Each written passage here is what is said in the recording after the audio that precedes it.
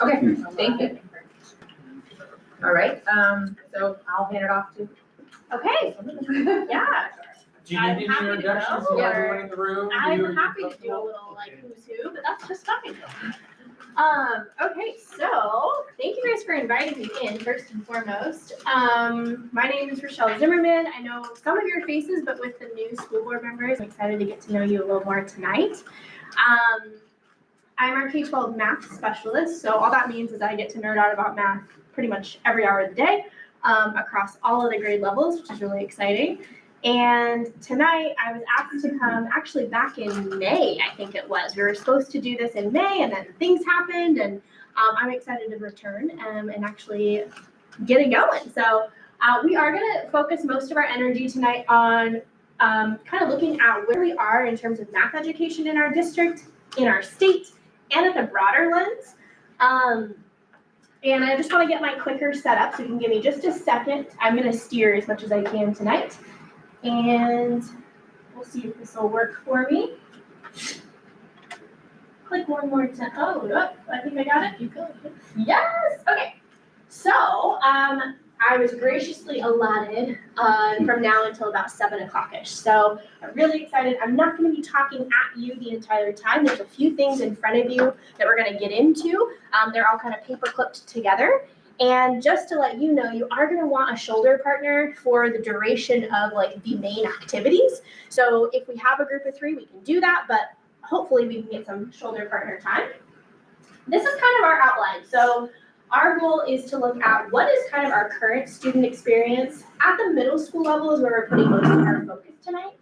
Then we're going to talk a little bit broader about the Oregon Math Project, which you may or may not have ever heard of before. So we'll talk a little bit about where that is, how is our growth and our goals connected and in alignment with the Oregon Math Project. And then I definitely want to get us thinking a little bit about like what does the national research for mathematics education talk about, and how is this connected to some of our kind of state's initiatives? We'll get time for questions and reflections, and I definitely want it to be a little bit more organic. So if you have thoughts and ideas, like please pop them into the kind of progression of tonight's time together. I don't want to be the only one talking, is the moral of that story. So we have 3 middle schools, Alice Ott, Ron Russell, and Floyd Light. And I wanted to just start with a little bit of our, probably similar to your history in mathematics. Historically, our students have experienced differing middle school core math instruction. How many of us went to a middle school where you had like advanced math classes on the schedule, there was regular math classes on the schedule, and maybe even like a repeat or a remedial math class that some kids were taking? Can I just see? Yeah, okay, that is the history of math education. And so up until recently, we've also had that similar type of math landscape. And so our task is to prepare all of our middle school students for success, no matter their zip code. And we kind of have this charge, both brought on by our mission statement, that says we're supposed to provide meaningful, equitable, and highly effective instruction so that each student grows and thrives socially, emotionally, and academically. And I would say that in the historical settings, we've struggled to maintain that full mission statement. It makes it hard to do those things in a very separated system. So why do we need meaningful? Meaningful math instruction is the cornerstone for building what we know to be really, really, really valuable: positive math identity and self-efficacy. Those 2 things alone are essential for long-term student success in mathematics and beyond. We want equitable instruction because that ensures that even with our high mobility rates, all of our students have robust math learning with access to high-quality instruction, high-quality curriculum, and those support. We know that not every student is tackling math at grade level, and so we need to make sure that there's also supports for those students, in addition to students who are ready for what comes next. So support on both ends. And then highly effective instruction is strengthened through teacher collaboration. We know this through some of the research from John Hattie, if you've heard that name before in education. and the use of high quality curriculum that fully encompasses our grade level standards. That's our charge from the state, that we need to ensure that a sixth grade student is learning their sixth grade standards robustly, so on and so forth for all of our students. So with that, this is a map of what we currently have. I'm going to stay quiet for a moment. Rochelle, Yes. what's mobility rate? Mobility rate, thank you for asking. That means that we have some students who transfer between our 3 middle schools, whether it's because of family situations, movement in our district, so they're still within David Douglas, but they might have been enrolled in Alice Ott, and then halfway through quarter 2, they end up getting transferred to Floyd Light because of a movement in where their zip code or their housing situation is. Okay. That's what we mean by mobility. And then we also have mobility of kids totally moving out of David Douglas, and then they come back to David Douglas within a couple of years' time. Good question. So I want to point out that Math 6, Math 7, technically right now we do have limited sections of Advanced 6 and Advanced 7. What we're addressing tonight is trying to think about how we move forward and ensure that this is our path going forward. So I am not going to be saying that we need to eliminate anything about our 8th grade system. I love that we have different options in 8th grade, and we'll talk about why that should remain, in my opinion. And then we are definitely wanting to ensure that there are pathways up at the high school level in order to be doing a variety of what we would say college ready and career readiness courses. So this is our current landscape, and I think it is strong. And I think that I want us to kind of dig into why it is our strongest pathway. This is a little information from our state. I'm going to start with the problem statement on the left-hand side.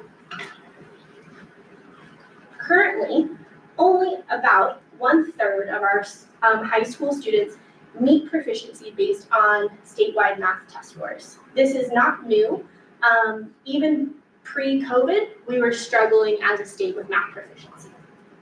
Even fewer students of color, economically disadvantaged, and English learners demonstrate proficiency. And so if our overall is about 33%, it's looking worse for our students on the margins. And so with that, Oregon has been working towards what they call the Oregon Math Project. And it's in alignment with lots of different states who are also experiencing similar complexities with math. In 2022, Oregon became one of 25 states. These are the states listed. And they are part of this Launch Years initiative, which is to really modernize and think about how we create equitable math pathways. Let's get rid of what we've historically done, because we know what results we're getting, and let's move towards new results. In Oregon, public and private colleges and universities have actually already been partnering with ODE in the board digital documents. These are hyperlinks, and they take you to the current 2024-2025 school year that we just closed out of. They take you to what the admissions policies are around math, and it is in alignment with what the state is already doing. So everyone's kind of working together to make sure that we're setting up students for any pathway that they decide to do after high school. So I do encourage, if you have questions about what are the colleges and universities in Oregon saying about this, those are great to look at. So we're going to jump into a little bit of a turn and talk, because I've been chatting at you and I said I didn't want to. We currently have been historically using math more as a filter. Different classes for different purposes, for different student groups. And Oregon is asking us and giving us opportunities to think about what might it look like for math to be on top. Everybody going towards a future that is mathematically enriched. On your table, at the top of your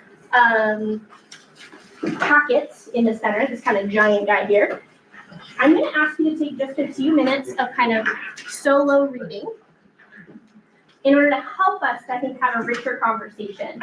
The top 2 documents, they look just like this. They're duplicates.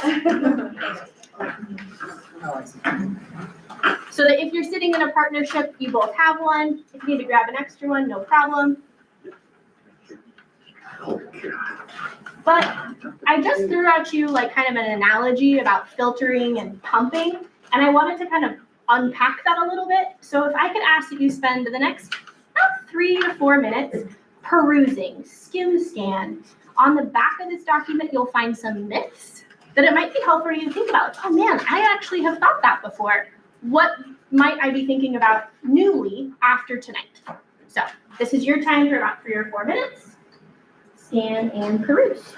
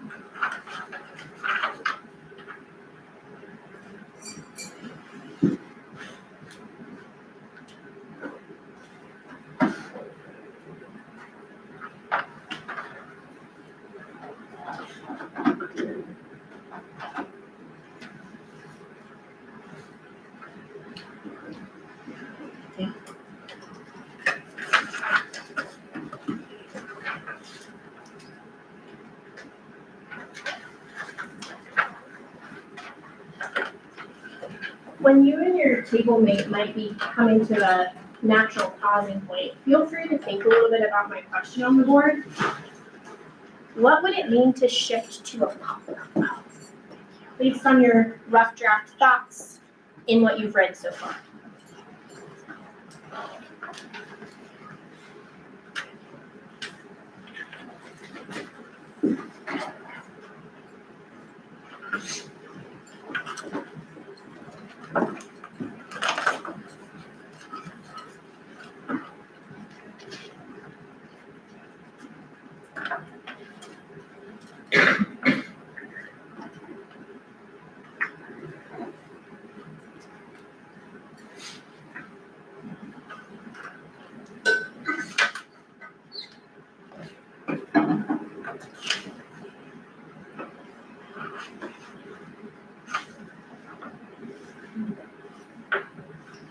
I'm gonna ask you to transition into some just partner and debriefing a little bit, even if you're still kind of skim scanning some sections.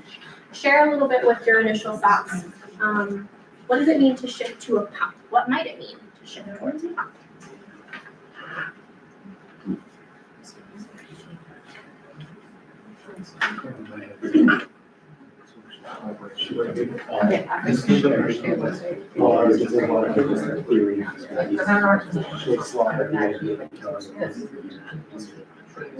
Yes.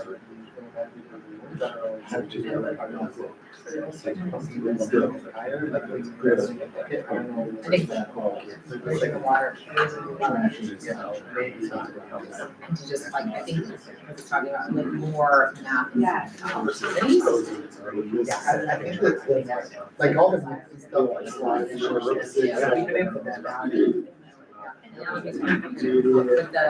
this is great, I think we're doing great. Some of these things actually happen not, like having a teacher that's teaching words and I see, not words. It's really awesome. But I see, like, really little snippets of the study. Students, we're trying to more likely to drop out. Like, I want to talk to teachers, but it's just how many students are all at different speeds. Yeah, they say it's good, but it's really. I took a step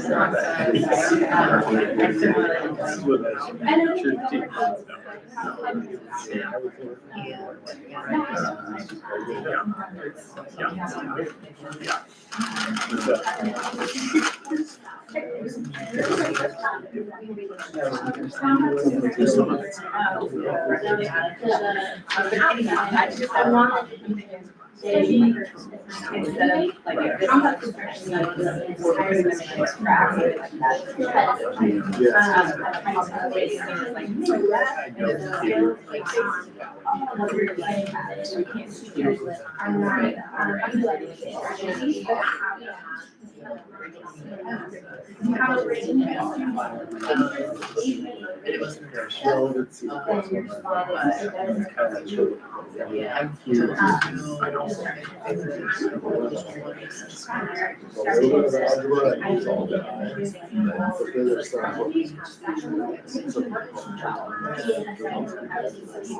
Well,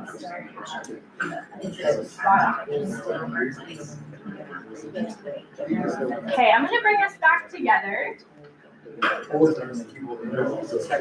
Thanks for coming back to me in 3.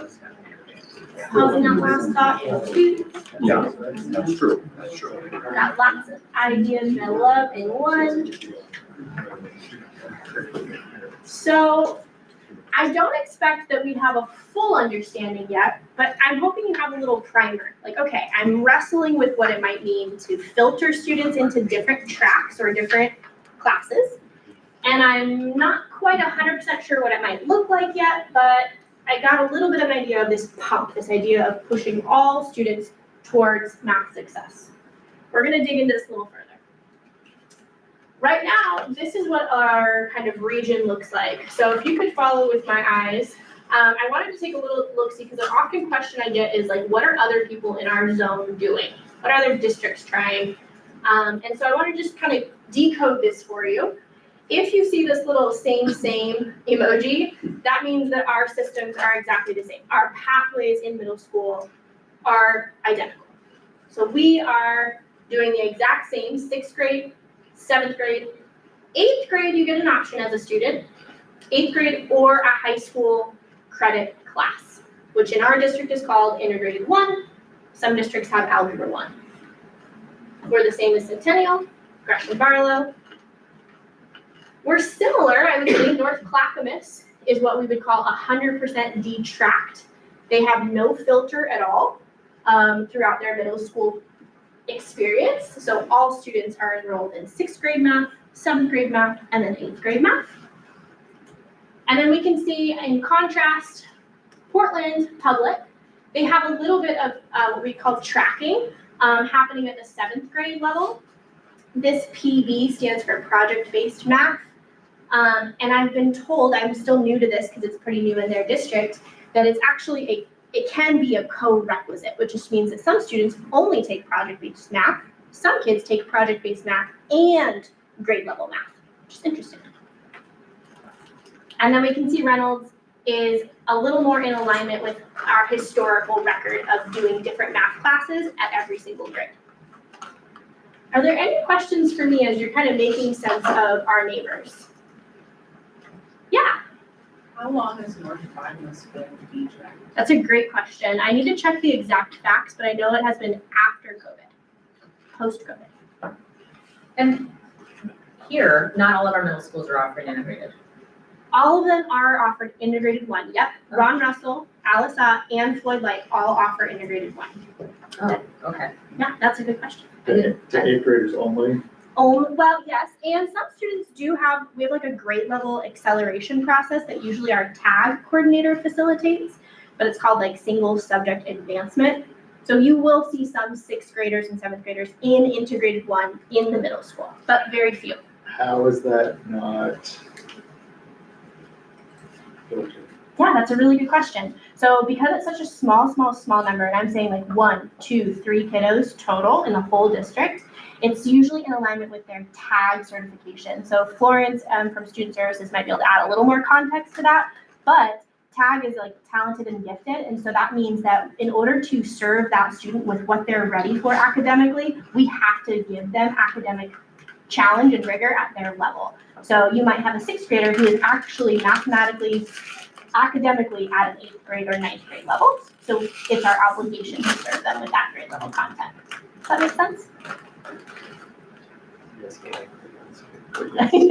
Yeah.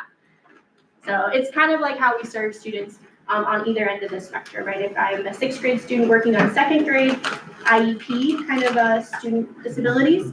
TAG is similar, but it's on the other end of the spectrum. Is that kind of a good summary for that, Florence? Did I miss something? Every student who is identified for TAG has an individual plan that kind of talks about how they will be challenged at the basic level. Just like to best explain it, so I don't think we're doing that portion. So. Yeah. So if you have an IEP. Yeah. Either end of the spectrum. They're different. than Yeah, that. they're called like a personal track. plan, yeah. For TAG, So we're using track, I'm trying to just, what, you're blowing their mind. Yeah. They all raise their hands and say, this is not. Yeah, exactly. Good. It's different. So how is that not tracking Yeah, it's not tracking. versus the tracking that research has said is not shown to be effective? Yeah, But exactly. they're still tracking, but not tracking. Yeah, so I just want to I appreciate you asking the question because it's very nuanced. I agree. So only for students who are tag identified would we be doing something that would look like tracking, means that they are moving to a different grade level math class, but in all reality, they're probably doing their on grade level content in other classes. So we're only moving a student into honors integrated 1, 8th grade integrated 1 for a student who has a tag identification. So in order to meet their service requirements, we have to give them academic access. But it is not for every student who is getting filtered. possibly. Correct. Not every tag student needs to be at 8th grade level or It's what. based on data, it's based on where kids No, are. I'm just trying to figure out how that's not It is, tracking. it is, but it's But it- outliers. Yeah, so I mean, ultimately, if you're going by the definition Yeah. of what Michelle just shared with us, you're absolutely right. Well, why aren't they in 6th grade math, 7th grade math, 8th grade math? And Why- many students are though. Oh, yeah. Correct. Most The of them. grand We're talking about majority. the outliers, there's options for outliers. So there's still a little flexibility for Yeah, small and percentage. I would say I appreciate the flexibility, because even if you're working really ahead, there's still a point where you're done with that math.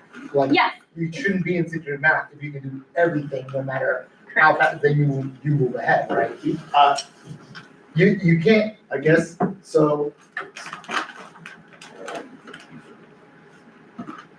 I'm gonna use me, 8th grade, I think, for me, there was a choice of pre-algebra, whatever math wasn't pre-algebra, Probably and 8th grade then math. whatever math wasn't that. Okay, And like it 3 was options. less I don't know if that's the right phraseology for it, but less advancement, whatever. Yeah. But that's tracking. Correct.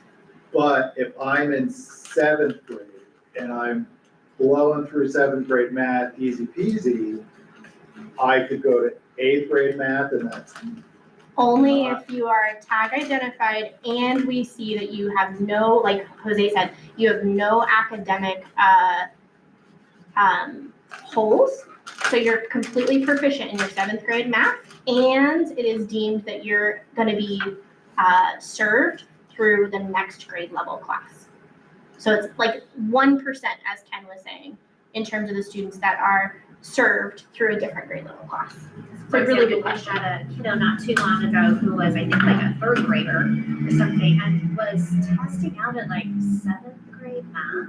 So us keeping that student in the 3rd grade classroom For math. for math is a disservice, but they're right? not So he was tag, able to grade advance, and actually we sent the 3rd grader to middle school. but they're not tag identified. Oh, I don't know the identification. I would think so. In 8th grade, I was thinking option 2. Yeah. At the high school. Because I taken everything that was available in those. Thomas, what I appreciate about your question is that you're asking like, how is some filtering appropriate? How is some filtering? I think so, and like, I always excelled at math, but I was never tag identified, so Mhm. does that mean now I wouldn't have been offered the same math opportunities? No, in Or our is in our it- pathways, is so it if you too? are rocking it in 7th grade math in your example, then we want to ensure that in 7th grade math, you're provided with opportunities to deepen your learning at 7th grade, because there's plenty to learn and grapple with. And so for the grand majority of students, our system does not filter. We're trying to pump students through a robust 6th grade, 7th grade, and 8th grade math year. And there's a very, very, very, very tiny percentage of students who have to be served in a different way, which would look essentially like tracking for like 1%. I guess part of that question is how are kids being assessed to see what level? Because like you might excel in math, but that's not the same as saying you tested out of every grade all the way up to like, you know, and I remember when I was younger, a million years ago, it was originally doing well on the state test, but then you get your own separate tag, completely separate tag test to see if you get tag identified. But then I did testing for math too. I remember taking the SATs in 7th grade in the classroom full of seniors. I think you're asking great questions. And I have, I'm not gonna give it out quite at this moment, but I do have coming up what we serve and what we utilize in order to ensure that we are really looking at every student every year to see, okay, what is the grade level class that would meet this student's needs? Whether they are tag identified or not, it is a universal system that we have in order to ensure that every student is being met at their level. Yeah, and I'll give that to you all very soon. Cool. Just stop asking questions, but hopefully by the end of this, there'll be a way that we can articulate to parents, like what. Exactly. Could we give parents at the board meeting? Say, Yes, we kids do. are math, and they're not getting the math challenges. that they Yes. need, and Exactly. So we'll have some of that as well, and then I've got some good news about something happening in October. Thank you. And if there's an interest in learning more about like how we do tag identification, happy to have our tag coordinator, Michelle Armstrong, can talk through our tag plan and how we do identification and what services look like at the elementary, middle, and high school as well, and explain that process. So we can do something along those lines. So we've been talking a little bit about tracking and pathways.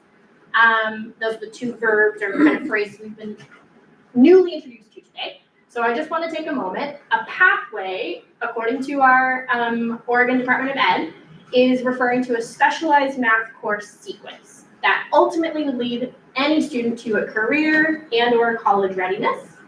The term tracking refers to the practice of creating different levels of the exact same class, which is what we have a history, our own kind of experience with. Those students are historically or traditionally tracked based on perceived abilities. So what we can see, what we might assume, those kinds of things. Oh, and this would have been the best thing to explain yours. You can move up the path faster, and that's not tracking because you're just moving up the path faster than someone else, but you're not being. It's not a different level. You're still doing the same level. So you're just moving further up the path than someone else. I think so, yeah. I find my understanding it correctly. So from the National Council of Teachers of Mathematics, NCTM, so we don't have to say that all, detracking is more than simply grouping students heterogeneously. Detracking is a deep commitment and an investment in people, curriculum, time to reach the goal of supporting and engaging each and every student in learning math, and thus increasing their opportunities. Teachers and leaders must be committed to the actions above when working towards discontinuation of tracking. So we have been working, and we still have work to do. We're going to do a little research activity, so we've been kind of not touching the rest of the documents that are in front of you. We're about to. From there, I want to kind of give us a little bit of a chance to see what does the research say. We have been teaching mathematics in K-12, K-8 classrooms since the 1910s, and I would say we still have an ambitious goal ahead of us where we want to see math. It's not exactly the way that we want it for all of our students, for all of our kids, for our kids' kids. And so we're going to look a little bit at what is the research saying about specific things. In this research activity, we're going to learn a little bit about classroom discourse and its impacts on student success, math agency and identity, equitable math practices, and of course, tracking. What do all of these things do when we're trying to move math forward? How do they help us? And do they help us? So without further ado, let's get ourselves, oh, excuse me. I saw my note up here and then I didn't give you all sticky notes. At least I'll give you my double. This is gonna help me with the sticky notes. If you could unpaper clip all of your big papers.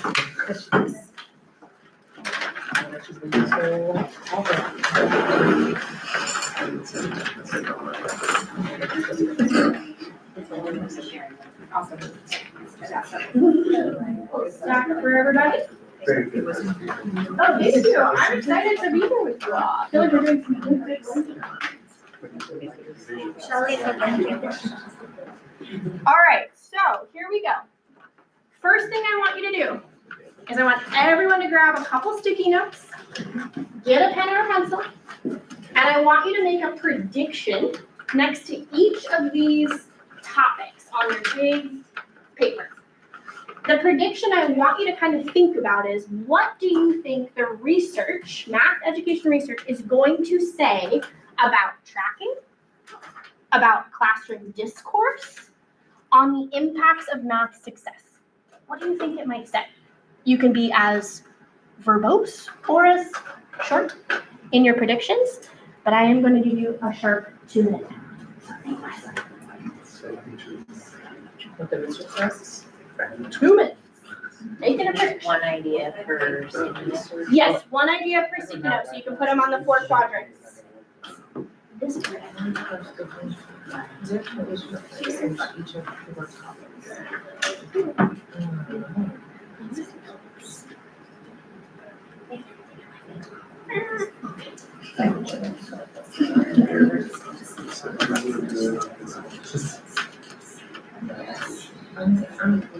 Yeah, I mean, I think that it's gonna show that it's self-perpetuating. Track and kids don't ever get out of the track, can't get out of the scholarships. I think they tried to 28%. I don't know, back in Jersey, the first idea was tracking. I remember this being Equitable teaching practices and agency. racial equity and gender orientation.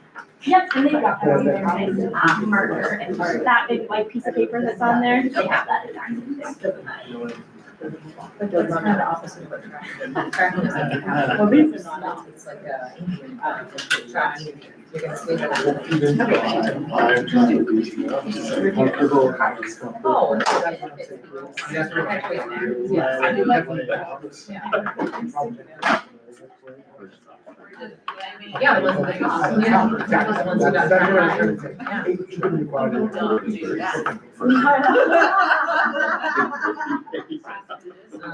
Yeah, I didn't do much writing. And my handwriting was almost. Well, when you write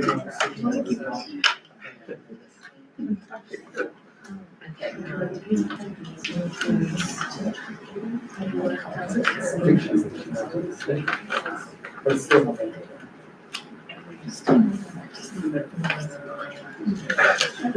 You were always. I think this is gonna say that heterogeneous classrooms. Yeah. Yeah. Which, you know, works great for me. If you're asking questions, like, somebody will be asking, it's gonna reach. This setup keeps making me think this should be some kind of like, All right, you're in your last 15 you know, like, seconds. I know that's what she's trying to get at, but when you're talking about math, and then she gives me a graph, this kind of plot, and I'm trying to plot where the value lies, but I think this is what. Oh, we'll see. I like the way you're thinking, Jose. All right, good friends, here we go.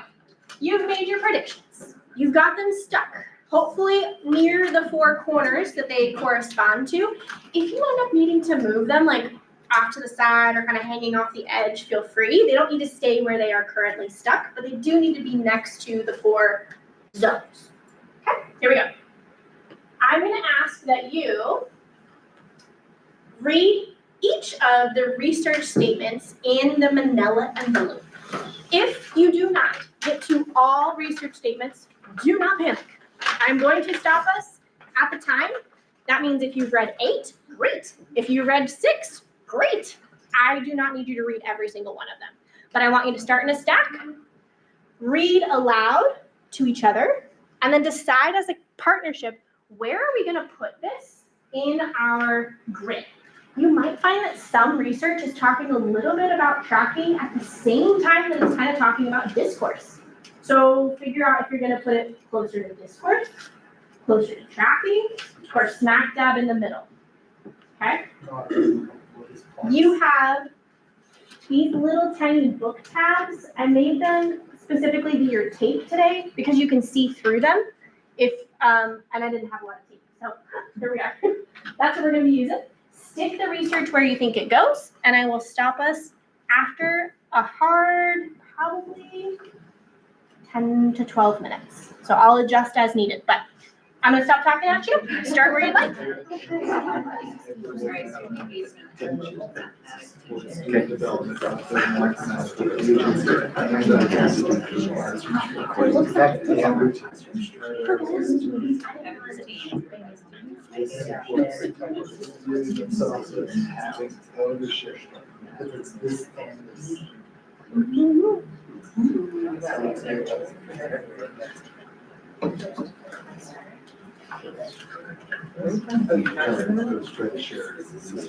One key factor is about outsourcing is known as opportunity. 72 other students are given access to health. I guess it's not still.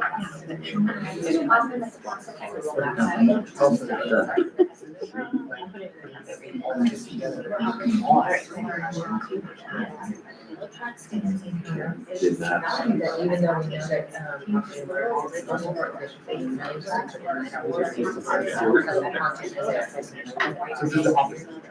yeah.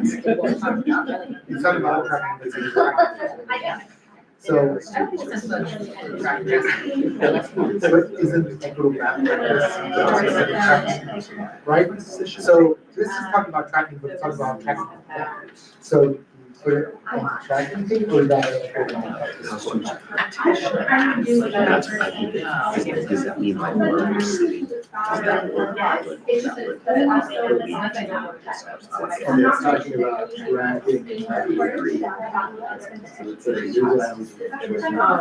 Well, it's talking about opportunities to learn. But isn't that an opposite of tracking? No, it's saying that tracking is giving kids out there to learn each. So then it's. Yeah, so. More about what. Students are confident, that's Oh, what represents. I would still put that. Okay, the idea of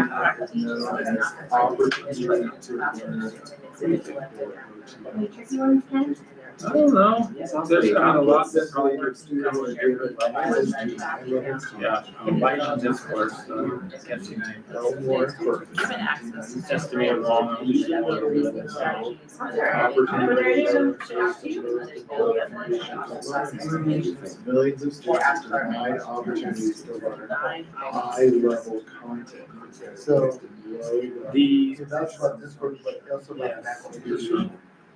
Well, I'll say it's not confined to individual students. I think that it's talking about the benefit, yeah. Research suggests that math tracking is not. Just the idea of.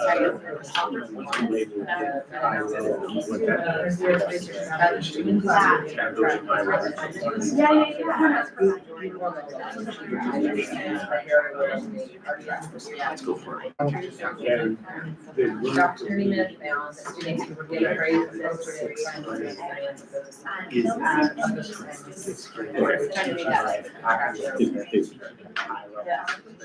the alternative. That's the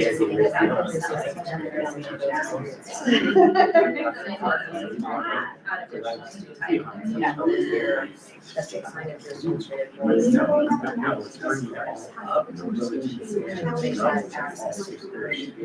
So that's. So. And that's what I, through the years. Yeah, it's not an overnight like. There's a different level. I think that's cool. I'm data sets in their way that age. That's what I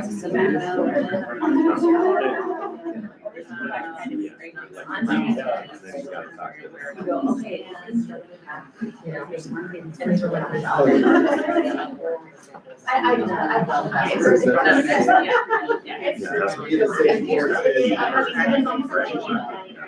Hey, I wonder that. He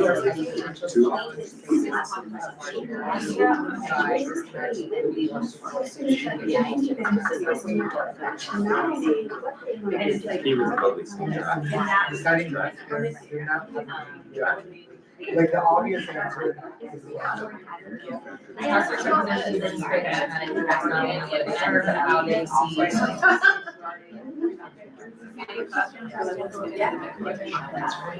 Too often these capacities and so-called low track students are underestimated, leading to these students proceeding through us under these low track students.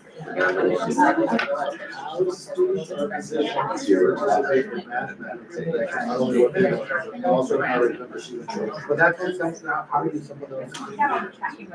There's things that about tracking, so it needs to.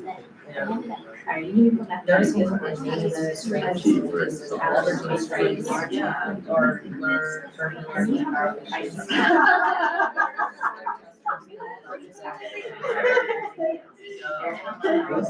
Medical identity? Yes. But Oh, we did really this verse is like.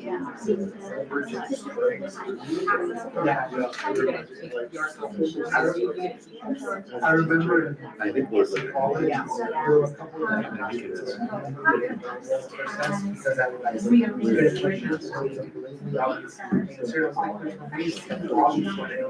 Think about it, come up with exceptions. I know what they did. Oh, no,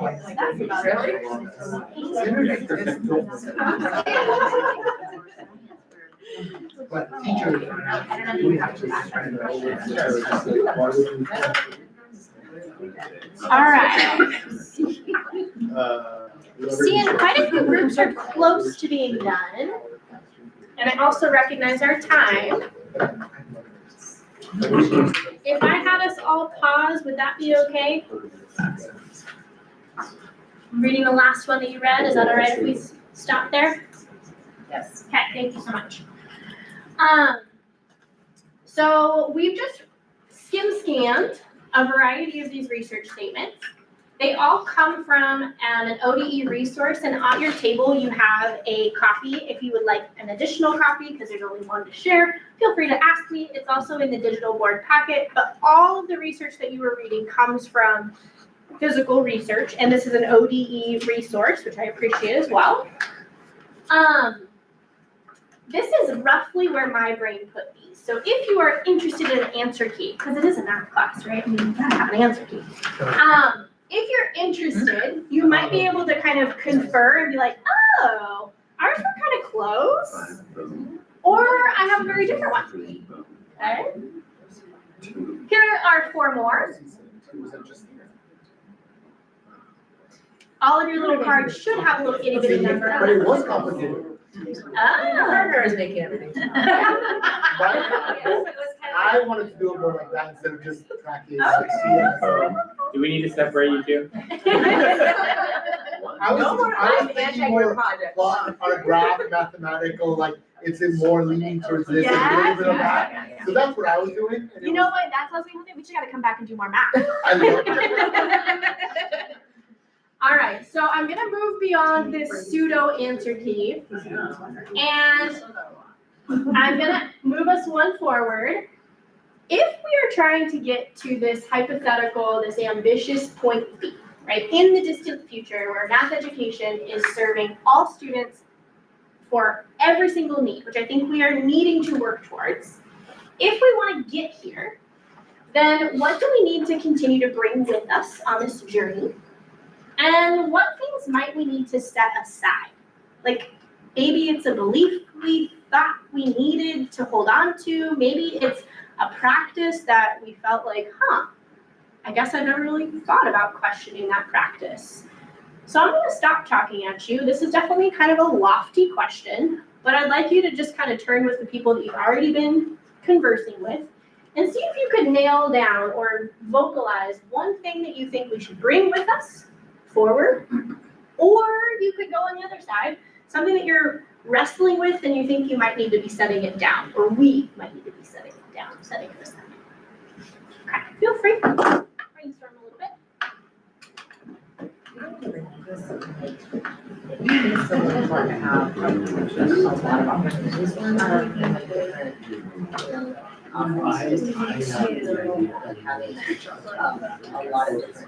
just like having a lot of different types of learning.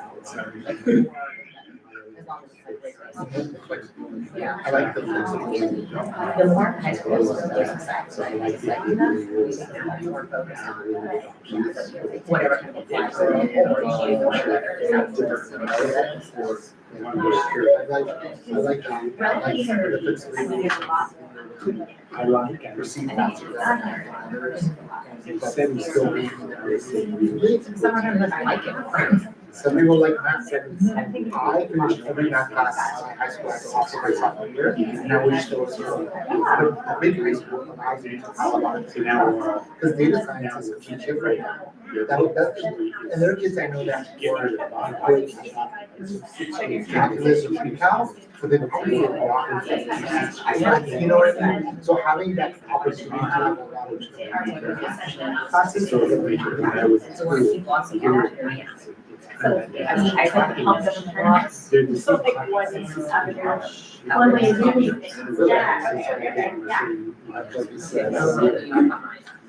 Get rid of the bottom. Yeah, there's a lot of those beliefs that permeates, yeah. Yeah, which is what we. That's student self-identity, right?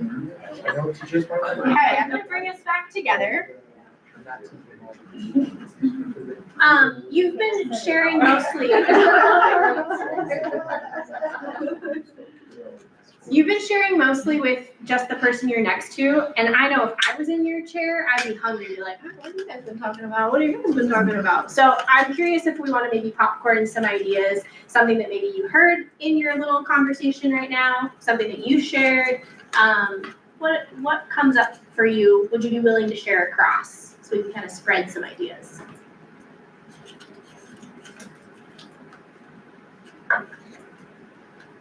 We were talking about like appreciating having a lot of opportunity, like a lot of different options in math learning. So Yes. that, you know, that's like been a positive. One thing that I really appreciate about our high school is just like that a student can take a whole bunch of different kinds of math classes at the upper end anyway, because we were both talking about that we took the last class we could. My high school was 7 through 12 and I was done in 8th grade. There was no more math classes. And so that's really a bummer. Yeah, And so like to have lots of things you can continue to learn. I love that. Yeah, and like with the CTE programmings too, like all these different kinds of things. And also the flexibility, because some kids like, I love math, so I like that straight up math, but I had friends who thought they didn't love math, but they were good like at computers and coding. There are different types of math classes that they would have done well at And would have been interested in. and would have been interested in. Yeah. So I like having that flexibility to allow kids to learn math and work in the way that appeals to them. Yeah, thank you for sharing. Maybe two more? What other ideas came up? We heard from Heather and Zach. I think one thing that really stood out to me sharing with the group on this is that 65%, well, this isn't the myth, this is the fact. 65% of students who were enrolled in accelerated classes were required to repeat the classes when they went to high school. So that myth of if I am an accelerated class in high school, that I am setting myself up for success, or in middle school, I am set up for success in high school. But in fact, we might have holes and gaps in the learning that is making that more challenging. Shows up later when the mathematics does get more advanced or more college focused. Yeah. This will be a surprise to Althea because I did not talk about it, so of it just now, but I'd love to see going forward math as a life skill, not just a college readiness. I'm a very amateur carpenter, and I use math way more in my amateur carpentry than I ever did getting a bachelor's degree. Yes. Yes. Yeah, there's so many places where we use math in our day-to-day, our hobbies, our encountering out in the world. It doesn't need to look like math on pen and paper in a textbook. Yeah. Okay, I really appreciate all of the deep thinking you've I have a done. question, and that brings up a good point, like, in woodshop, they probably use a math all the time. Why isn't woodshop also a math class? Because it could be, you could set up a math class that has a woodshop component. Yeah. That would get a whole different set of kids that don't like math. You're spot on. Love math. Yeah, Right. so you bring up a really good point. I know that in Southern Oregon, they have a construction geometry class, just like a blend, like CTE. Some of the big things that I really would encourage us to continue to pursue are things like that, because we do have an obligation from the state to teach grade level math standards, and those are charged to us, and they're typically in alignment with career readiness, college readiness. But you bring up absolutely valid, like that doesn't mean we have to stay within the traditional algebra, geometry, algebra 2. There are ways, and there are plenty of people across the state who are exploring ways of blending content together, which I think is really exciting. So I've got my ear firmly pressed on the ground for those little sources and looking for opportunities for us to be thinking about. Let's expand. So you bring up, it's almost like you were a plant, you weren't, but it's a great question. So I reminded you that this is where we are currently, and I want to show you a little sneak preview of things that could be on our near horizon. So we currently do offer AP Stats. I loved this article that came out spring of this past 2025. It's awesome. It says that while taking rigorous math courses improves our post-secondary outcomes, students who take AP Calculus don't necessarily earn higher long-term salaries than those who take AP Stats. I heard Jose talk a little bit earlier about data science really being like this huge thing in the everyday world, and you're so spot on. This study actually suggests that we should get rid of the race to calculus and be thinking more about how we encourage students to take a variety of math classes, AP Stats being one of them.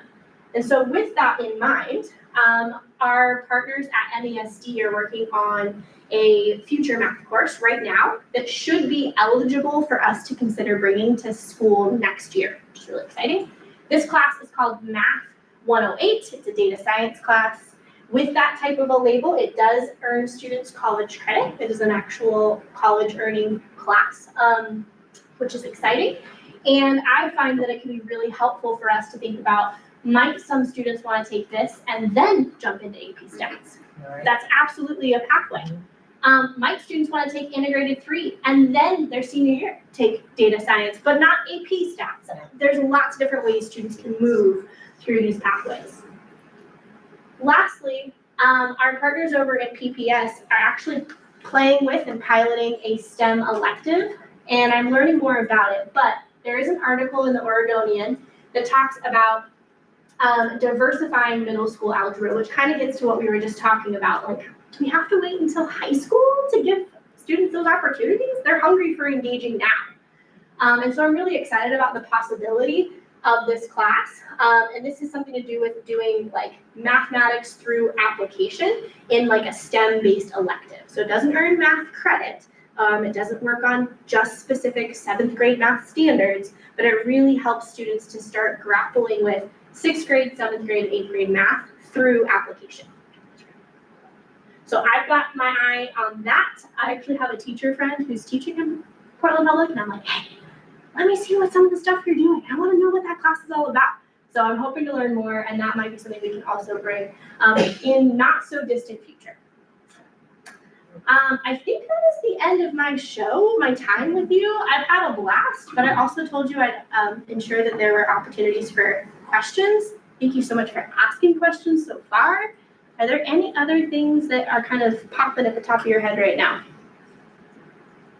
Or something you'd like me to come back around to? Or I still want to kind of understand how algebra, the fundamentals class that we offer at the freshman level, like how is that not falling into this like low tracking, self-perpetuating? I have a hard time with that. Because we see those graduation outcomes being so low for anyone who's been in that class. So you are spot on, and I think that that is still an area that we need to continue to work with in the high school. There is something to be said about students who are struggling in Integrated 1, and some of our partner districts around, I showed earlier, they're actually doing more of a co-requisite model rather than a totally year separate. So if you don't know, Algebra Fundamentals is currently a class that some students enroll in or get enrolled in is probably a better way of saying it. and it does not earn high school credit. Right. It is essentially a package of 6th, 7th, and 8th grade core concepts that you're gonna need in order to be successful here. That's what it is. And so students who take this class historically have harder times graduating, whether they were in fundamentals or if they were in integrated one. Like, they're struggling in this freshman year of math.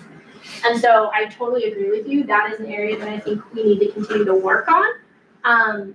But it's not necessarily saying that every student should go straight into integrated one without some other considerations, right? So I really like for us to think about that kind of co-requisite, a math lab, something that you take in addition to. But backing up, it's like the pipeline, like, Yeah. why would they not be prepared for integrated one if they followed what we're offering? Yeah, I think that's a good point. And I don't have all the logistical data, but I think we should look into that. Things I'm wondering about, attendance from 6th, 7th, and 8th grade. I'm wondering about mobility moving in and out of our district. I'm wondering about the students kind of before 6th grade. What did K-5 look like as well? So those are some of the wonderings I have, I guess, about that question. It just seems like the intervention's at a very late stage. Oh, I agree. Like, you're slowing them down a year where it actually, the credits matter. Like, you just push them through 6th, 7th, and 8th if they fail. Yeah. But then they get there and it's like, well, now you just don't get credit. Yes. So I don't know. I think That's why that PPS model of thinking about what we can do alongside the 6th, 7th, and 8th grade year, I think is so attractive to me. It's like really shiny. I'm like, ooh, that seems like, and our middle school teachers who teach math are hungry for something too. Yeah. So I'm really curious to see if that is an avenue we can pursue. How does the high school, or how does someone land in algebra and fundamentals? Their 8th grade exiting scores for OSAS, for grade level content, like their grade in 8th grade, and we have an iReady diagnostic. Those 3 measures are usually the prime indicators for why a student would get recommended, forecasted into algebra fundamentals instead of integrated one. So depending on how well they do on tests. just- Well, and classroom performance, so that it is classroom across their 8th grade year, which would be like how students are showing up in grade level assignments, how they're engaging with tasks at the 8th grade level.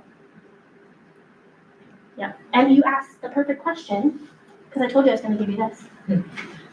So this talks a little bit about our placement system. You would think, you both over here. This is like a little matrix, I guess if you could call it that, guidelines that our middle schools utilize to place students into 8th grade and integrated 1. And then this exact same system is also used when 8th grader teachers forecast their 8th graders into high school. So they look at the exact same metrics and make a similar recommendation. Is it just quantitative metrics? No, the qualitative metric would also be talking with the student and the family. Okay. Yeah, and that's a requirement.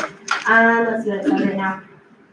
All students who it meets in conditional status for 8th grade are given the choice, 8th grade integrated 1 are given the choice to enroll in that course. That exact same verbiage is used when we think about getting our 8th graders forecasted into high school. So they have to opt in and say, yes, I want to take that class out of fundamentals as a freshman. That feels like tracking, but okay. It is. So that's what I said, we're not totally out of our pathways yet. Yes. We've got work ahead of us. Have you looked at all at how IB programs do mathematics tracking your Haven't. pathways? Because they do it more like analytics, like it's not subjects, it's more how math is used. So it's like, yeah, Okay, So- I'll look into that. I don't know anything about IB. there's not very many IB programs in Oregon. I think there's a school in Oregon that does IB, so I'm not that Okay. surprised. But they're a lot more common on the East Coast. Okay, And they do the same math, but they just group things in a different way. interesting. And I like how you're looking at different kinds of programs, so it might be a different way. I appreciate you naming that. Yeah, I'll definitely look into it. I do know we have a couple schools across the, districts across the state, like you said, limited, but they do use IB and be willing to see what that's all about. For the what's IB? International Baccalaureate. It's like fancy It's like smart It's kids. like instead of AP. Instead of AP, Yeah, AP is very limited comparable. though, there's only 4 AP math, they're very limited AP. IB is kind of like everything's IB. When you're in IB, you do, it's all your College stuff is prep IB. is kind of in line, I think, right? Yeah. IB is college prepping, I think.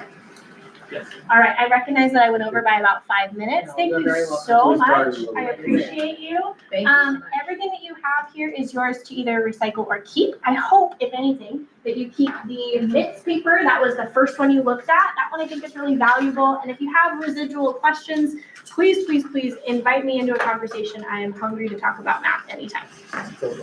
Cool, Thank you so everybody. much. Thanks, Rochelle. You will see her at the October board meeting presenting on math. Yes, and I almost forgot to mention, October 24th, we're doing a math carnival, y'all. So I hope you all come. Friday, October 24th, it will be at the high school south cafeteria, and we're playing games from K-12 all the way up. I'm super excited about it. There will be food, there will be games, there will be things. Pie? Math jokes? Is there gonna be Of pie? course.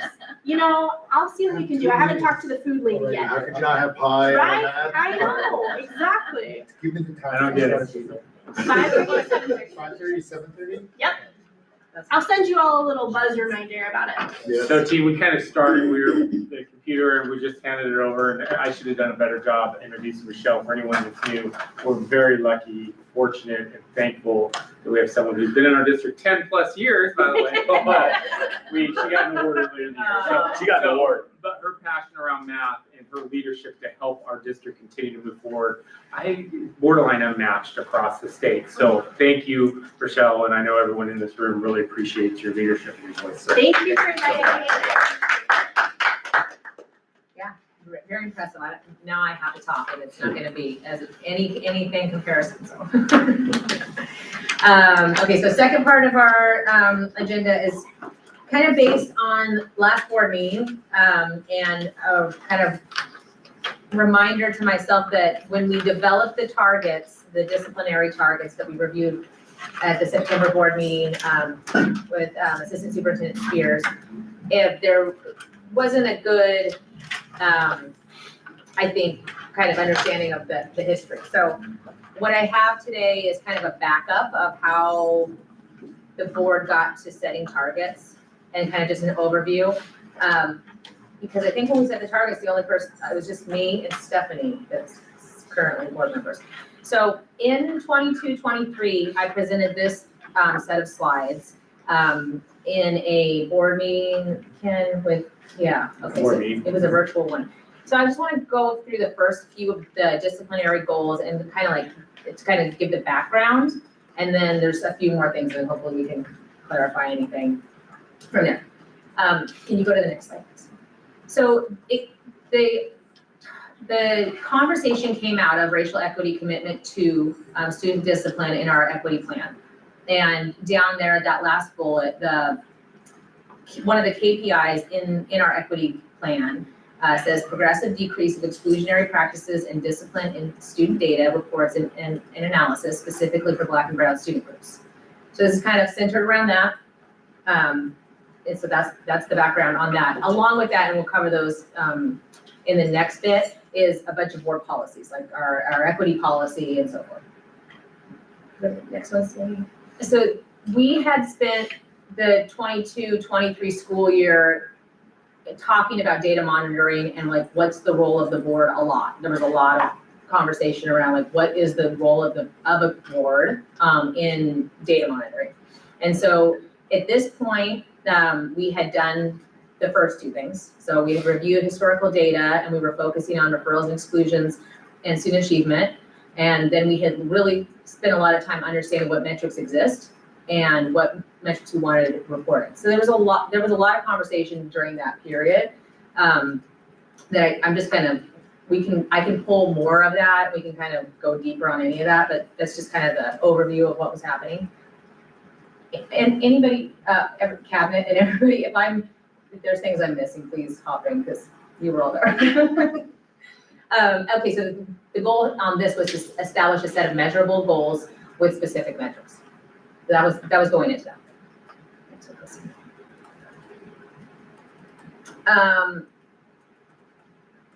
Okay, so I'll just read this one. So the Dave Douglas School District Equity Plan sets to eliminate racial disparity and disproportionality in all aspects of educational system, including disproportionality and discipline.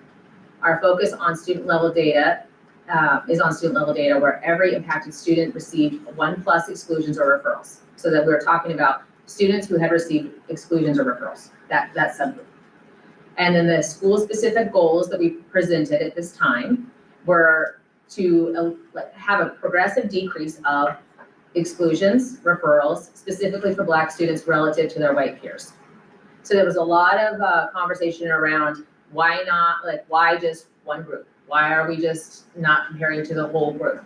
And so there's a lot of a lot of conversation there, but the kind of last sentence there was because you can measure the race, you can measure white supremacy, right? You can measure the anti-Black racism and implicit bias by looking at Black student group compared to white student group, what's your likelihood of receiving exclusion or referral?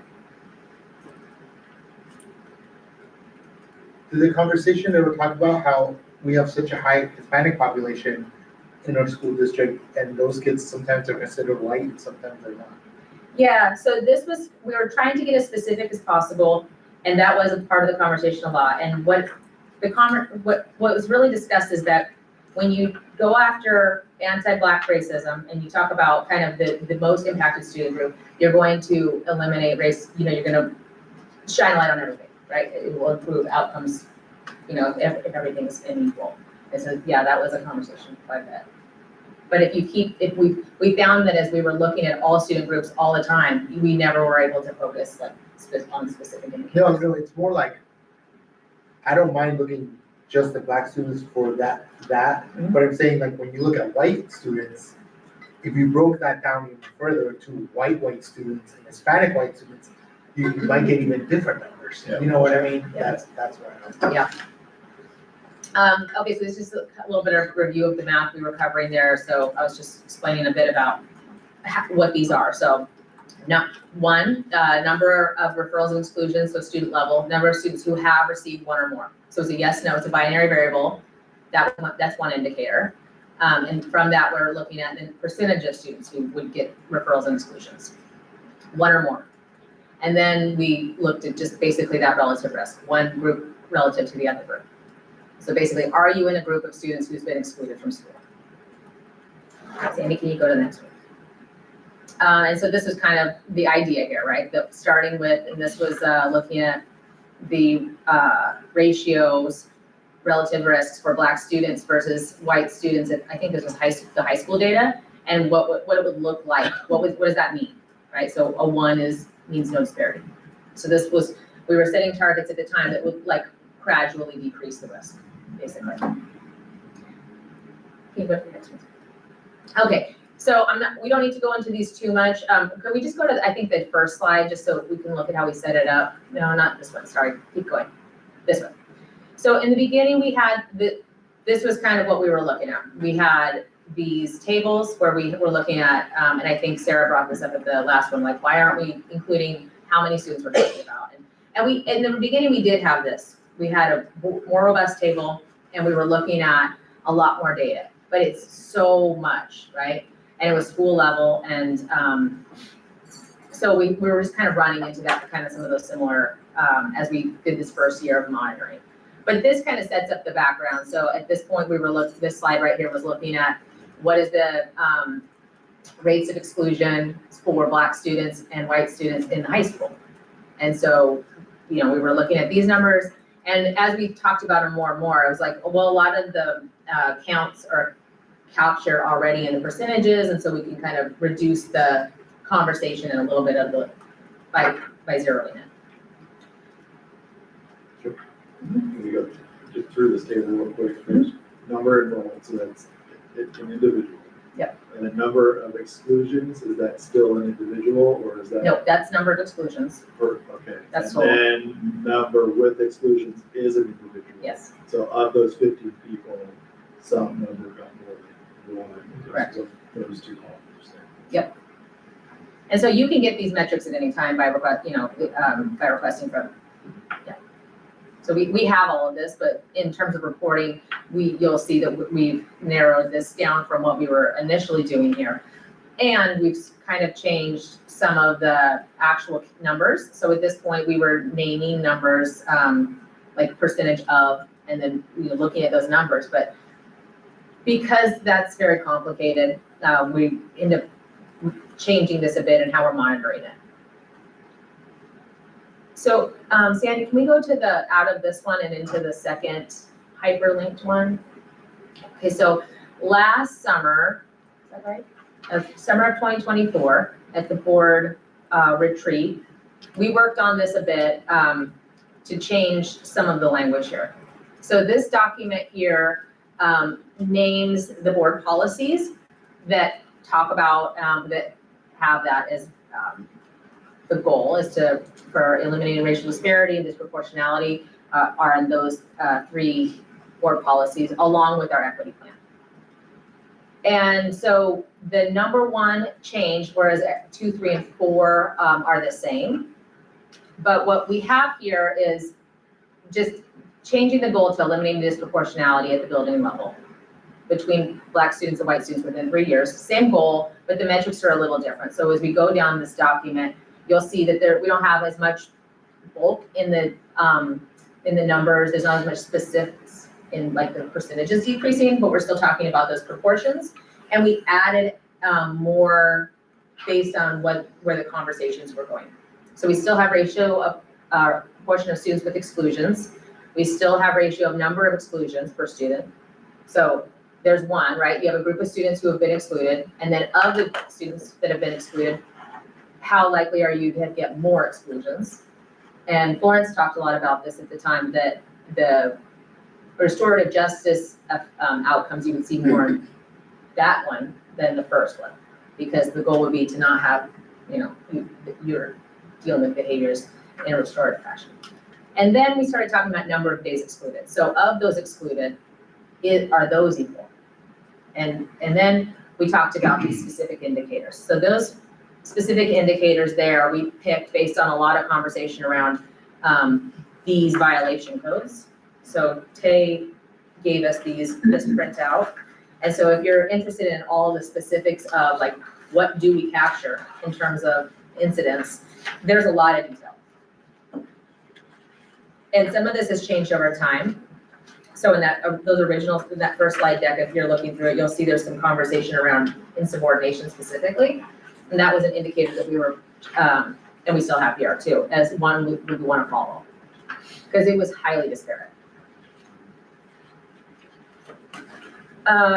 So in this, we have a group of, hopefully objective versus more subjective measures. So the first 3 being ones that we should be able to, kind of be more objective in terms of an incident versus why would there be a disparity in cutting class or truancy and especially insubordination. But insubordination is gone, right? Or like. Theoretically, this is right there. It's still gonna show up in the data though. And then we did find that when we thought some schools had stopped using insubordination, they were still using insubordination. So that came about when we were looking into this more too. So the second part of this, of the goals is about what to do next. So the second is develop an annual building level plan. So this would be specifically like, what is the building doing to eliminate those disparities? We wanted to know the strategies, the goals, action steps. And involving the community, involving every stakeholder, really trying to get more input about this, right? This is a evergreen issue. It's not new. It hasn't really moved in as long as I think we can look back. And then also to have a plan that talks about money, right? What's the budget allocation you would need to, address some specific school level issue. And that was, we're referencing the equity plan. So the quarterly reports are what we're receiving. So that's 3. That's what we're receiving at the board meetings. Quarterly is looking at our progress towards these goals. And then also in those reports, we're looking for this type of these successes, the challenges, what do we need? What are we needing to understand about these things? And then elevating best practices. So we were really hoping to see more around like what's working and sharing it out and, yeah, this idea of cohort-based learning, right? So like at the middle school level, sharing what's going on, what's going well, what's not working within that. So this document was only change in number 1, just around the metrics. And then can we go to Tay's slides from last session? So I wanted to pull a few of these just to go over the work we've done to refine more around how this is presented to us. So if we can go to the first table, I don't know what slide it is. This one. So we did a lot of work, I think John May, me, Tay, and Florence have worked on this, over a year, Florence? 2? Yeah. Years, maybe? And we've really grappled with things like what's highlighted at the bottom, like, so if a student is suspended and then comes back to school and is issued ISS, that's considered a continuous record, right? So there's some of these things that are like, there's nuance to them. There's also active students and inactive students. So we learned about how some were being reported was maybe not consistent around kids that had left the schools versus kids that were, so who all were we capturing in our denominators was something we learned a lot about, I think, during this process is understanding like what are we talking about in a lot of these. And then I think it came up with the multiple indicators on a suspension. Yeah, you can have multiple incidences on any one referral or incident types. So this is, we end up reducing from all schools just down to secondary. So for reporting purposes, we still get the reports with everything, but in terms of board reporting, we're trying to stay with a simple number of slides. So this includes percent of students with exclusions and that disparity, the exclusions per student, and then the disparity, and then the average days excluded and the disparity. So we took out a lot of those extra things, like how many kids that is, and how many suspensions is that, and so forth. We took those out of the reporting part because the goal is to eliminate the disparity. It's not really to look at the number of suspensions or to look at, those are things we can access, but they're not part of what we're actually trying to monitor. So we took them out of the monitoring part. This is your day job, so it is number of exclusions per student. Is that more valuable looking at just the students who got excluded versus the whole population where the number looks weird? Does that make sense? Like if you have 25 students that have been excluded, and what percentage of those got more than one exclusion versus what ratio, I think it's that ratio, there, what ratio of the whole population got one exclusion, or is it just? I think the math would flush. I think the math is the same on that, yeah. But yes, we did look at those early on. Florence, I would have histograms, right? So you'd see like most kids would get one, bulk would get 2, and then you have this long tail, right? You have some kid that had a lot. And so, you could look at that. But this is kind of just looking at, out of the whole population.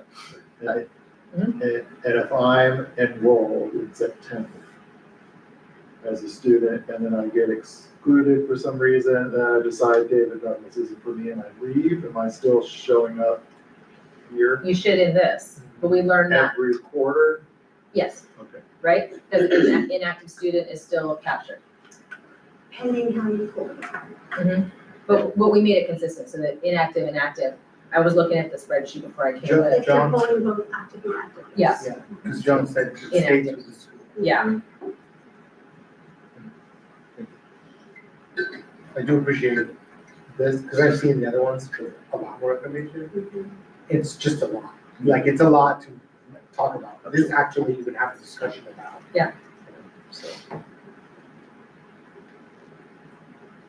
And the last one, the average number of days excluded, is a little complicated, I think, at least for me, because it's actually a multiplication of the column before it. So even though those look like they're low numbers, that's in addition to the number of just like how many exclusions a group would get. Then you're gonna consider in that how much classroom time is lost, how much learning time, what's the learning loss. And then can we go to the next, what else do we have? What's the last one here? Okay, and then these are the specific indicators that we're monitoring. And so the idea here in these is to kind of get at the story, like to understand these specific violations and how they're playing out. I think there's a lot of conversation and potentially bias in the way that we think about our schools, that we think about our community, that we think about student groups, that we really want to like see in front of our face. And so this comes up a lot with weapons, it comes up a lot with drug use, it comes up a lot, kind of across the board. And so these are important to really both think about kind of the whole picture, but also to be thinking about looking at these specifics. Can we go to the insubordination one? I think it's the last of these slides, maybe 5, fighting, this one, Yeah, because I know we've been seeing a lot of those numbers are going down to 0, which is great. The thing that I've been thinking about, because I know we talk about this all the time, is are we paying attention to see if something else is going on? Like disruptive behavior, or like, if insubordination's gone, are they giving out less inclusions or just putting a new name on it? And in a target area, we're not paying attention to. That's the only thing I'm working, and disruptive behavior just seems like the most obvious one that might, but it might be like other ones, right? Because there's like a million lists. So just to flag that, just if you see all of a sudden, the disruptive behavior is 3 times what it used to be. Oh, look, it coincides exactly to what the insubordination used to be. We might want to shift the. Yeah, and I'm thinking about when Principal Straw came, I think one time to present on data and focus on Fur Ridge, and she talked about what she's doing building level. And so those was really helpful because she pulls her data and looks at it even at the staff level so that she can understand like what's happening with what's the full story. And so that was really great because part of that goal or the targets, right, is to talk about like what building level administrative, what supports are needed, and I think if you don't have a full scope of everything, you can't know what supports are needed and so forth. So that was really great. And also she was able to look at really specific indicators amongst, targeted issues within the school. Am I saying that right, Kim? Mm-hmm. Yeah.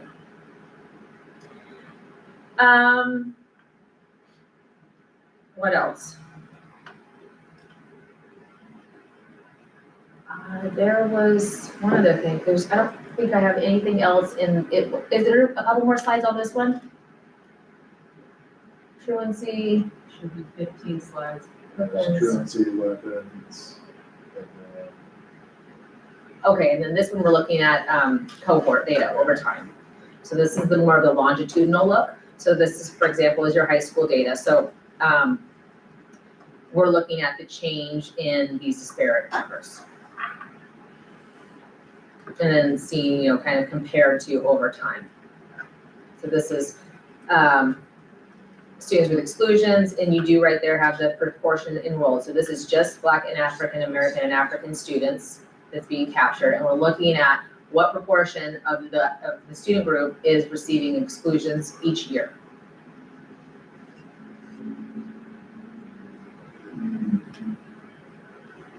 And so this is at the high school.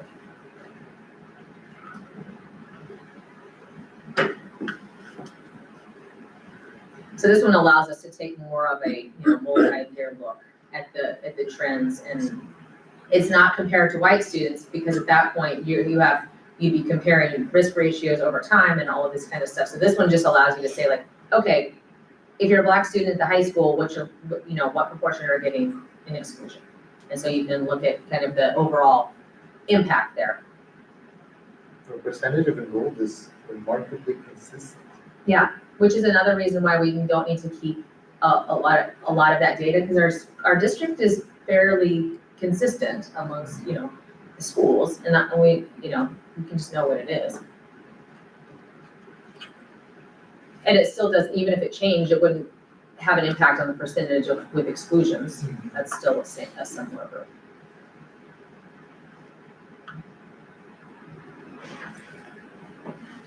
So that's really what I was hoping to kind of go back and cover this with a little bit more of a look back. What am I forgetting to talk about on this 3-year look back? I mean, I think you talked about it, but a lot of the lessons learned, a lot of the, how data is entered impacts how it comes out. Yeah. So we learned a lot about that, learned a lot about, some changes are made because that gets literally to the classroom level. So, and still learning, to be quite honest. For example, one of the things truancy, and we haven't got to the bottom of the data, but you asked, we went back to our middle school specifically and asked, hey, are we suspending, someone skipped school, they show back up the next day, thanks for coming, now you're suspended. Right. That's not happening. Right. So, but the data shows it is. So we got to, okay, what is that? Is it in-school suspension then? Is there, what is it? And the high school's not either. So talk with Jen about it too. She checked into it. So the good news is that kind of that idea of they skipped and the next day we say your punishment for skipping is making you skip again, right? That's not occurring, but there's something happening with the system, whether it's in school, whether it's somehow, we've got to get to the bottom of it. The good news is we've got information, but my point is just the lessons learned along the way. The other thing I'd add to the conversation, I'd love to, because when we think about equity work, we think about disproportionality everywhere, right? The reality is we should not be able to predict the outcomes of students based on the color of skin, based on gender, based on zip code, based on all these different factors. My point is I'd also, at some point, as we're thinking about this and looking at this, look at the different spectrum too. How many students are involved in CETE programs, right? And what's the disproportionality around that? In our music programs, because we know that we're in sport, excuse me, we know those are indicator of graduation rates as well. So just to get a fuller picture. Yeah. At some point, I'd love to have those conversations, kind of look at that data as well. Not to lead this, but to look at it, just to see. Yeah. Which I think going back to the second document, Sandy, can you go back to the just paper one? Because I think this is, I agree with you, Ken. I would like to get more to this, right? The understanding the billing level plans that's part of it too. It's like, it doesn't need to just be talking about discipline, specifically, right? It's all of those things, right? How are we? Right. It's a bigger picture. Yeah. There is a big picture. What's the need, right? How do you, these are modifiable things. And so I think the billing level plans, I always am hopeful to hear even if there is something, we notice there's this issue of fighting amongst one group of students that's, okay, so what's the plan? And I would hope, and that's why it talks about including the community. If we haven't figured it out amongst ourselves as to begin with, then we shouldn't think you have the answer now, but the community does. So I have the 2, 3, and 4 parts of it. And would you scroll down to have 2, 3, and 4? I think for me is where I'm hoping, just for continued, how do we expand this? How do we do better? And always 4, what's working? What are we learning? Right.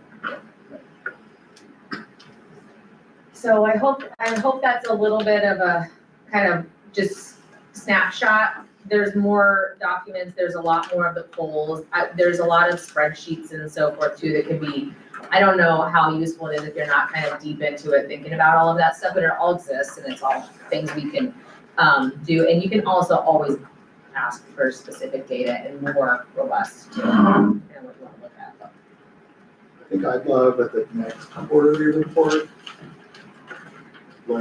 here's what we've done that's included. Yeah, that's what I was saying, that happens sometimes. So one time, Principal Straw from Fur Ridge came and it with Tay, she presented the data and then Principal Straw talked about building level what she was doing. It was pretty great, yeah. I agree with you. Because you don't just wanna keep looking at the data and seeing that it's, Right. Yeah. It's helpful to like.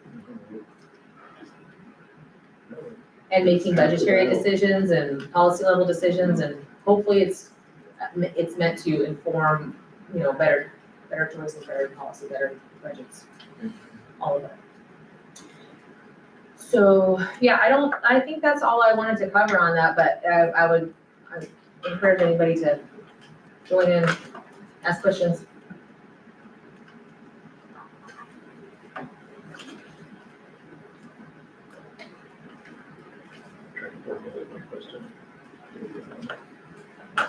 I guess just overall looking forward to where we have an established pattern around these quarterly reports. No, that's what this. No, I think, Oh, yeah.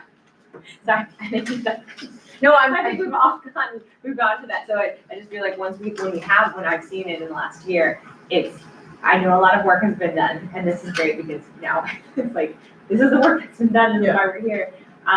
But like, when we get to those points, I think when folks haven't been up there all along, it's that struggle of like, well, let me just dig into like what other, it's, getting kind of sidetracked on like, we've got to this point where we're looking at these indicators. So just having like our conversation where we're all like, okay, great, we're seeing the same thing.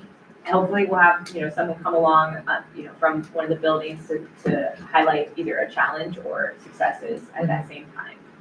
But I think, like you pointed out, there's that tension of like, the data usually doesn't look great, and we feel kind of like stuck at that moment, with this information. And so I think that's where we tend to start looking for like, well, is there different data we could look at, or another way, like let's pour into like, okay, this is the data we have, this is the view we have on the dashboard. And then just be comfortable with like what we do in that moment and how we discuss it. Right. Keep looking at it. Okay.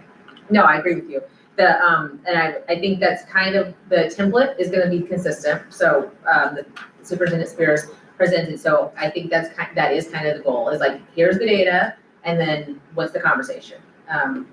When we have those reports that are robust like that, I think so. Is that good? Yes, absolutely. And Heather mentioned it, we do not have to wait, you do not have to wait for the quarterly reports, right? If there's ever something on your mind and I was wondering about this data, or could we look at that? Or, we can pull data, we can look at it, we can get little minor reports. There's a lot of things that we can do in the interim as well. If there's someone passionate about something, that I just saw this, and then as I'm driving home, light bulb, I wish I would ask that question, right? We don't need to wait till the next quarter. Give me a call, give Tay a call, Florence a call, anyone in cabinet a call. Can we get a little deeper dive in this data? Or what is this story telling us? So please don't ever hesitate to reach out. We're happy to try to get you what you need, get you what you're wondering. So to help in this work. I mean, that's one of the power I commend the board. The power is, just the data, but it's elevating the conversation, right? The conversation's changing our entire district. It's elevating in our buildings. The conversation's there. It's real. We're recognizing it. We're understanding these disproportionalities. And, if we just shrug our shoulders, then nothing's ever going to change, right? The reality is, what intentional actions as adults, as professionals, as board, as community are we doing to change this? Really, that's where the conversation gets to next. Yeah.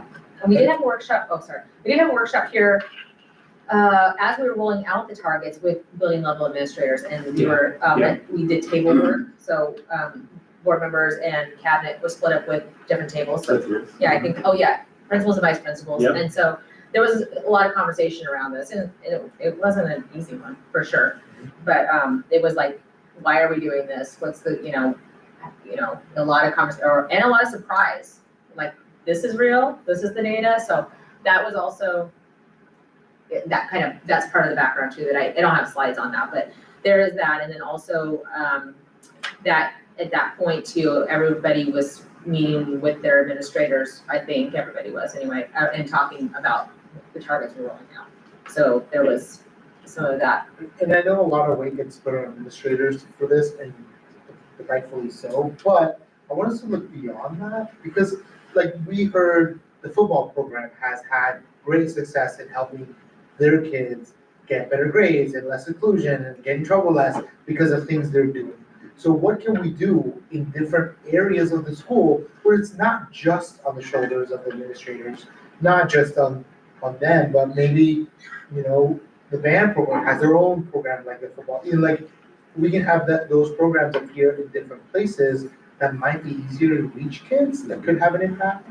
I don't know, but that's just kind of what I've been thinking of. And I do wanna flag that, I do wanna make sure that as we get rid of a key indicator, another one is not rising up behind our back, like I mentioned earlier. That's very, and I can tell you, I've intentionally looked for that, so that's, yeah, that's kind of, okay, we need to do that. It absolutely exists, I've thought about it, but I haven't, okay, where is, you know, how does this play out? What's the overall net number, has that changed or not? If it hasn't, then where'd they go, and right, so there's a lot of ways we could back into that, I think. The other thing to think about and talk about, and again, this is such a big competition, but, you know, we're talking high school, we're talking middle school, but the reality is, you know, looking at elementary school as well, we are, right? Because what we're mentioning, part of what we're mentioning here is students that are involved in programs, we know their success rate, we know. And, you know, we often talk about, okay, at the high school level, and we should, how we're getting them in, bringing them in. But a lot of the patterns, whether the students and young adults and kids are involved, start earlier, right? So how are we talking about that as well? How are we making sure to help students feel welcome, feel supported, feel involved earlier? So by the time they hit the high school, they, yes, I want to join there and I want to be part of this, so. Yeah, and that data, a lot of times, if it's not already put out, you can ask for it, like whether, because we also have just referrals. We have referral data, we're not monitoring that anymore, right, we're just looking at exclusions. But originally, it was very big, and at elementary level too. So it was referrals and all of that. And it's still something that's important, but we stopped trying to look at hours worth of data every single. Sometimes less is more. Yes. Less more, let's stay Mhm. focused, right? But there is a big picture of a pre-K to 12 system too, to be thinking about and understanding. Yeah. Thank you. Okay. Well, I'm gonna adjourn the meeting early unless, you guys have anything else you wanna add? I would just say my understanding is we're looking at an October workshop to really discuss and kind of start unpacking our strategic plan, knowing it's coming to an end. Yeah. I don't know if that's totally formalized, but just share it with the team and our board leadership. Yeah, and Thinking about that. I like your bringing up, like, how, you know, there's all these plans, and how do we think about, less is more. Perfect. So, All right, anything else? All right, then we are adjourned.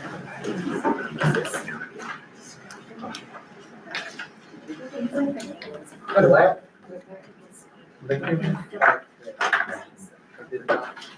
That was not mine. Oh, man, I went to the foundations meeting Oh. yesterday.